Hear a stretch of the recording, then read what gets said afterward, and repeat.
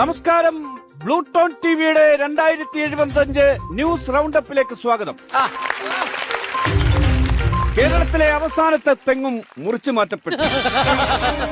School വിമാനങ്ങൾ പോകുന്നതിന് സൗകര്യത്തിന് വേണ്ടിയാണ് കേരളത്തിലെ അവസാന തെങ്ങും മുറിച്ചു മാറ്റിയത്. വ്യാജ ഓക്സിജൻ വിൽക്കാൻ ശ്രമിച്ച യുവാവ് പിടിയിൽ.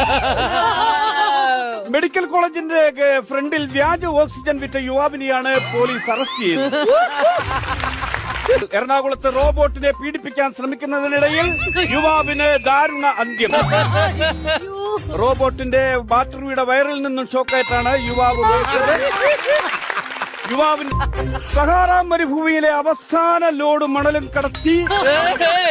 ഭൂമിയിലെ മണൽ തീർന്നതിനാൽ നൂറ്റാണ്ടുകളായി നിലനിരുന്ന മണൽ മാഫിയ എന്ന പദം നാമാവശേഷമായിരിക്കും.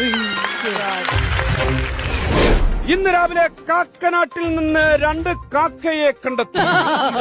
പാലാരിവട്ടം ഭാഗത്തേക്ക് പറന്നു പോകുന്ന കാക്കകൾ ആകാശത്ത് കൗതുക കാഴ്ചയായി മാറി. കാക്കയൊക്കെ കണ്ട കാലം മറന്നു. ഈ വർഷത്തെ അമ്മ 2075 ഷോയ്ക്ക് താരങ്ങൾ ഒത്തുചേർന്നു.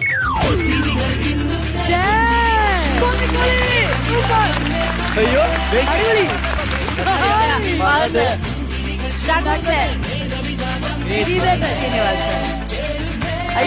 ലക്ഷ്മി ആസിഫ് അലി പ്രണവ് മോഹൻലാൽ പൃഥ്വിരാജ് നിവിൻ പോളി മമത